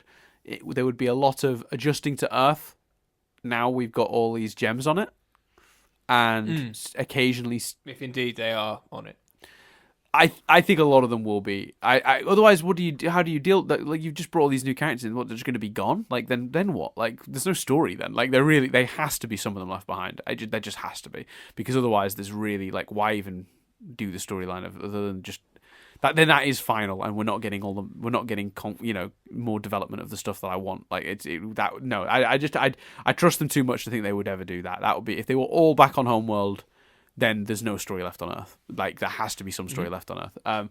So I think that does the story then become how do gems and humans interact? Exactly what I was about to say. Other? That is. I think it's going to be split 2 ways. I think it's going to be a big chunk of arc based on that, and then there's going to be I reckon there would also be another arc based on Steven revisiting Homeworld and seeing how it's progressing in Era 3. With no hostility and like some helping them get get everything in order. I don't know if they'll do no hostility. For me, the most obvious Homeworld story is a Homeworld civil war of some kind. Yes, Yeah, a Homeworld Civil War, or we go back to the idea that keeps coming up, which is the idea that the reason they were building all these colonies was because there is some other threat they've been fighting out in space. Yeah. But I honestly, at this point, I've been thinking about it. I don't want another big threat because none of the villains in this show have been villains. They've just been people who disagree with Steven, and he's changed everyone's mind. And I don't really think we need another story where there's a big threat out there that Steven just talks to, and then they turn around. But then there'll be no action in the show ever again, and the action is a big part of the show. So I'm baffled. I don't know. It's very intriguing. I'm just trying to think of what the opposite of gemstones is. Like rocks? I don't know. No, they're rocks, aren't they? I don't know. I don't know. It's a big ocean in space. I don't know. Yeah, I don't know. Like beings made of antimatter instead of light or something. I don't know. Like beings made of darkness. Yeah. Any triv? There is some truth, but before we get to it, I've said what I think might happen next. Have you got any ideas about where the show goes next? I've only really thought about what I'd want to happen, which is what I've talked about, the one-off stories. I think exactly what you said, basically. The Homeworld Civil War. I'm not entirely convinced all the gems are still going to be on Earth, but I can see your reasoning for why they will be. To clarify, I don't think all of them are going to be on Earth. I think you were right to observe that some of them will have called Earth their home, some of them will have called Homeworld their home. But I think the ones we're interested in seeing stories about are still on Earth. I think Biggs is still on Earth. I think Jasper's still going to be maybe on Earth. Especially dealing with the pink stuff. Yeah. I think I'd be very surprised to see Nephrite leave Earth. Yeah, for sure. I think a Gem World Civil War makes a lot of sense, and I think this kind of Steven returning to Homeworld, expecting glory and seeing madness, is a fascinating concept for stories, and I think the guilt that would sort of inspire as well if he. I've started another war. Like, dear Lord, like Stephen, stop starting wars. yeah, absolutely. And I agree with you about the bigger threat thing as well. You think there's I think that's a possibility. I'm not no flag planting. That does seem possible. I won't be surprised if they don't go that route. Keep it focused on the gems, but another threat to gem society. It seems like a pretty logical way to go. I'm not entirely sure the movie is a continuation. It isn't. I'm sure it isn't. I will plant a flag in. I am very convinced the movie is a very separate story. Yeah. Everything about it screams side story, like canon, but maybe skippable if you don't care. Like, do you know what I mean? I think there's a chance it may even be set slightly in the past. Yeah, I'm not 100%. I don't know for sure, but I've just got a feeling on that. I think it's pre reunited. I think it's pre Heart of the Crystal Gems bomb. Not exactly sure where it fits in there, but if you look at Heart of the Crystal Gems. We go from the wedding, we go straight into the wedding through Heart of the Crystal Gems, and it all links into each other. And then from the wedding, we go straight to Homeworld, and then we have the entire Diamond Days. Like, they've been non-stop. If any of these characters are in that movie, which I assume they would be, then it has to be set pre the way all this, because it's been a bit of a snowball effect, hasn't it? Like, a few different things happened, and it's led Steven on this crazy path. Where it's basically from the minute he found out he was Pink Diamond. Yeah, actually, yeah, I think there you go. So it'll be pre-Pink Diamond reveal, maybe even, and it'll be some gem they fought on Earth that we hadn't seen the fight. And it'll sort of fill that story in. I think that's the most likely scenario. It's absolutely fascinating where it goes next, and just what an unbelievable achievement this episode and the show was. Just even the fact that it was 42 minutes. That, like, you know what I mean? That's just amazing. Agreed. Absolutely agreed. What's the triv? I mean, I don't know if final episode of Diamond Days arc is valid triv, but it's there. The episode was referred to in the official Cartoon Network marketing as Battle of Heart and Mind. We knew that. It's kind of trivia. I guess for the future, that'll be trivia. now it's I think now now it's a point of contention. But I guess in the future people might not know that. Yellow Diamond, it says we need to talk, which is the title of a season 2 episode. Yeah, fair enough. The crystal gems landing on the ground with Stephen landing gracefully parallels the crystal gems landing on the ground with Stephen hitting the ground face first in Serious Stephen. We knew about that one. Very good. Oh, I forgot about. I knew it sounded familiar. So Stephen using the witty comeback of I am a child, what's your excuse, is a reference to the pilot episode, which isn't canon, where he keeps using time travel to use comebacks. And he says at one point to Lars, well, I can't help it. What's your excuse? Oh, that's nice. So that's a nice little parallel to that. Very good. Stephen saying be whoever you are to White Diamond is most likely a reference to the song Be Wherever You Are, which the final verse of, or the final chorus of, changes the lyric to be whoever you are from Be Wherever You Are. So there you go. Worth noting that although healed, some of the corrupted gems still have features from their corrupted forms, such as Quartz gems still seem to be retaining horns. Jasper still had green patches. So yeah, they're cured, but they're not 100%. Like visually, there's still elements of it built into their design. You know, okay. Yeah, I guess there's always going to be some elements of corrupted data in it. Maybe this stuff can never be wholly fixed, or maybe when they poof next, they'll reform and they'll be able to choose whether to keep those design elements or not. I don't know. Maybe it's just a part of them now a little bit. I'm kind of okay with that. Yeah, I am. Yeah. White Diamond calls Yellow Diamond impure because she absorbs all the blue, leaving yellow. This is similar to the absorption of light in the real world. Similarly, Blue Diamond absorbs every colour except blue. White Diamond is perfect because she is white and therefore is a combination of every colour in the spectrum. And therefore blue, yellow and pink. I believe she says at one point. Something of that, yeah, she says something of that nature. But I guess this trivia is confirming that scientifically what she's saying is accurate. Pink is not any particular frequency of light, but instead is a mixture of red and violet. Not violent, violet. The 30-second shot of Stephen reuniting with his gem was guest animated by James Baxter, a former Disney and DreamWorks animator who worked on such films as Beauty and the Beast and Road to El Dorado, which explains the lively animation of the heartwarming shot. I also noticed that sequence looked incredible. It was everything, it was the fluidity of movement, but also like White's eyes in the background opening and realizing as that happened. I mean, that was animated incredibly.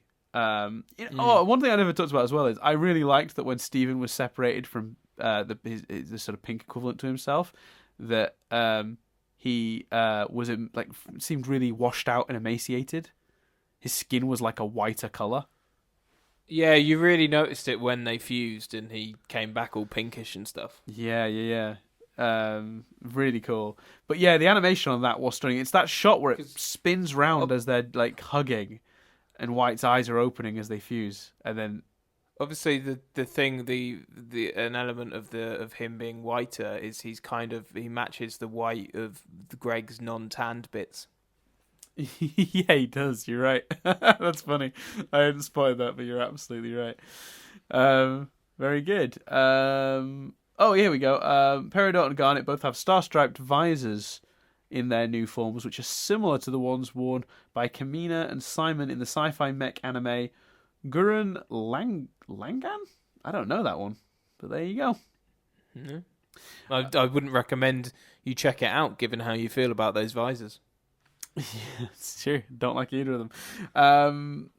Garnets I'm a little more accepting of, I think, of the two. But yeah, I think I'll get used to Garnets. I don't think I'm going to like Peridots, but there you go. The way Rainbow Quartz 2.0 uses their umbrella, coupled with their British accent and attitude, are a reference to the Disney movie Mary Poppins that we knew. Oh, this I loved.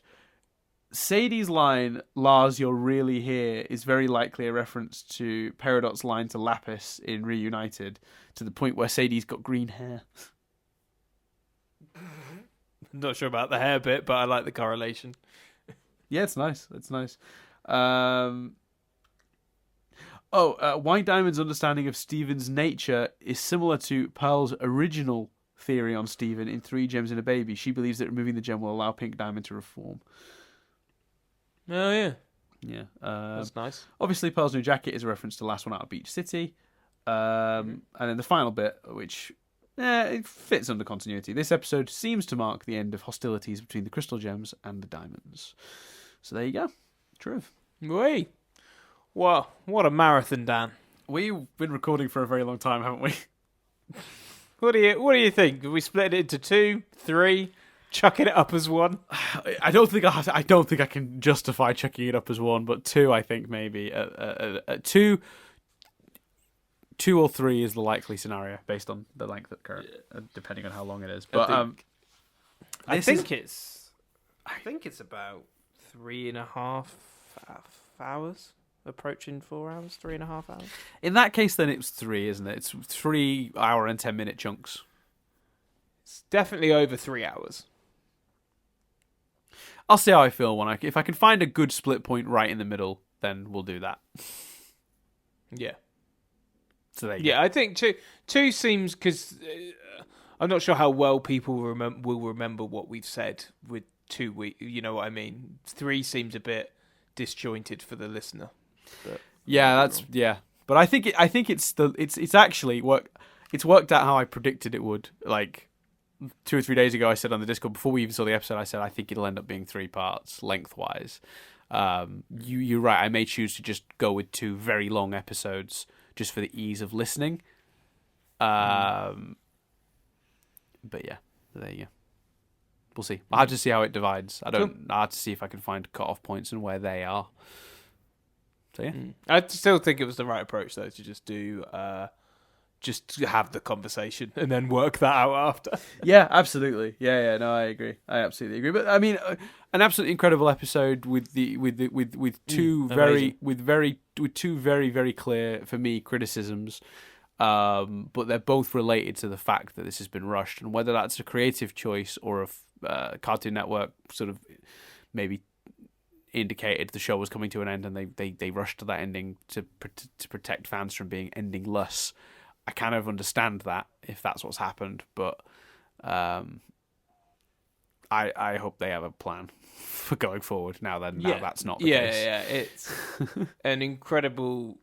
It did so much. The fact that if you'd have just listed the stuff this episode did, you'd go, I mean, it can't do all of that. Surely there's going to be some complaints. For you to only have 2 niggles is amazing. I agree with your niggles. They weren't as big for me, but I just what an amazing achievement. Yeah, I mean, it's stunning. And again, the white, my concerns with white are still, I think, the biggest issue which is funny because it's funny to see the difference between my reaction 2 days ago when I originally saw it and today, where I very much focused on this one element that didn't work for me. But my initial reaction was just feeling robbed of these character moments being explored in their own individual episodes. But now that I still think is a valid argument, but only for a handful of the cases, not all of them. Whereas I feel much stronger now that we were introduced to White just a couple episodes ago, and here we are having her changed. And I just really wanted to explore that more thoroughly and with more time. I think there's a real missed opportunity there. But again, that may have been circumstance rather than creative choice. If it was creative choice, I think it's a really valid criticism. But if it was a forced choice, then it's still a valid criticism. But there's nothing that can be done about it. Better that than letting the show get cancelled without an end. So it all depends on. I think the real test of this episode and what it should be, what it is, what it does, will come based on what happens next. Yeah, and if it's one of those things where the next episode's there and we go, oh, of course, this is where it was going next, and it just feels like it was part of the plan all along, I think that will give us a big hint as to which way around it was. But if we inevitably get this, if we ever inevitably, this inevitable Rebecca Sugar interview we keep wanting to do, but have made zero headway in, so it's probably never going to happen. But we can always dream. I would be interested to ask about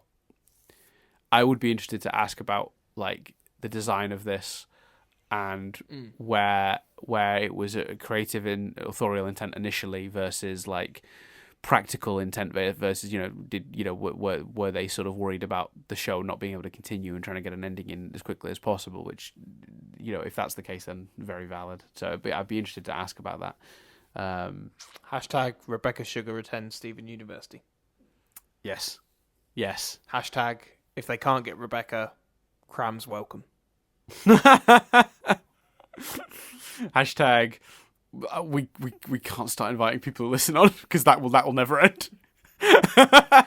Because we have so many very dedicated listeners that I'm sure would all be great guests on this podcast. But if we did one, we would have 100 people waiting in a line to come on. I don't know, Dan. If we're not getting the movie till September, we may need to do it. Yeah, that's a good point. That's a really good point. Well, we'll have to wait and see. But we're worth noting at this point. Actually, we are taking a break from the show for a little bit. So even the hiatus watch content will be, because also yes, we are technically in the hiatus, but we are 2 days into the hiatus. Doesn't really feel like a hiatus just yet. So hiatus watch will return with genuine hiatus, once we're a few weeks in at least. So it's definitely going to be a couple of weeks till we're back, maybe even longer. What we might do in its stead is start doing overanalyzing the Garden Wall. We've already recorded a couple episodes. For those who have asked, I don't think I'm going to make it part of the Stephen University feed on iTunes. So if you want to find that, you'll have to come find it on the YouTube channel. I think it just muddles the feed too much to have a discussion of another show baked into a Stephen Universe podcast. I think that's strange. And I just, that something about that bothers the the completionist in me. Not the completionist, like the perfectionist in me, I guess. It just feels weird. Like something about that bothers my sort of... this element of my brain. I can't even explain it, but just something about that sticks out as wrong. So it'll probably be a YouTube exclusive. Exclusive is the wrong word, but you know what I mean. And we generously describe them as videos, and I mean generously. Obviously, it will most likely be a static image set to the recording of us discussing it. But yeah, I think it's there's a lot that might be something we can use to fill the weeks and months while we wait. And obviously, yeah. So you might see that in a week's time. Yeah, we'll make it clear what our plans are. We might even put up like a 5-minute video at some point in a week or two that just sort of explains what our plans are for the hiatus and what we're going to do and what the current plan is and when people should expect certain pieces of content. The other thing I want to quickly plug, one of our listeners, Fretzel, has a channel where he does covers of a lot of the music from the show. We talked about the channel before, but I helped put a video together for Fretzel this week, which is a karaoke version of Escapism. So I put the visuals and the lyrics on the video, and then Fretzel did the music. So if you want to sing along to the song Escapism, it's on Fretzel's channel, and it's great. It's really good. Awesome. Is the channel name just Pretzel? I believe so. Let me just check. I just typed in Fretzel YouTube into Google and it came straight up. But let me find out. Let me get the exact link. Huh.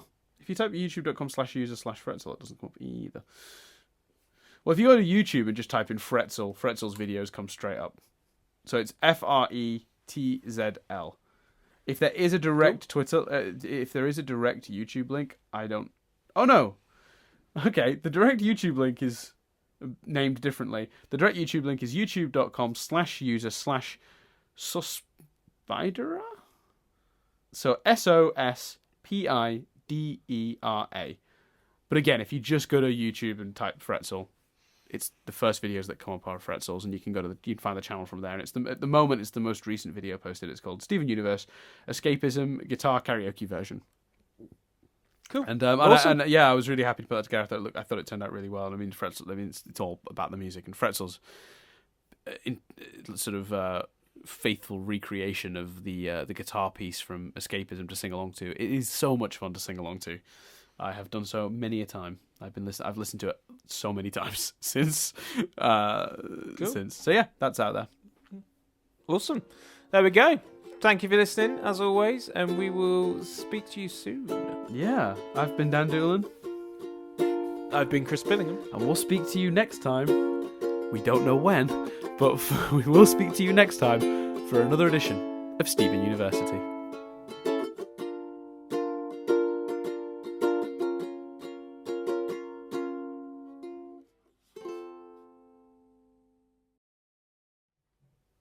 That's weird, Chris. Awesome. We're in the hiatus. This is it.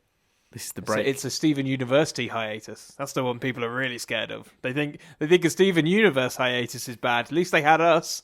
What are they going to do now? Jeez. I don't Reddit. Plus, I think we can guarantee it'll be shorter. Yeah. You guys can enjoy all the free time you'll have now. Just see your families. Yeah. Like, you know what I mean? And if you don't want to do that, I mean, it'll be shorter than the Steven Universe hiatus. Our hiatus.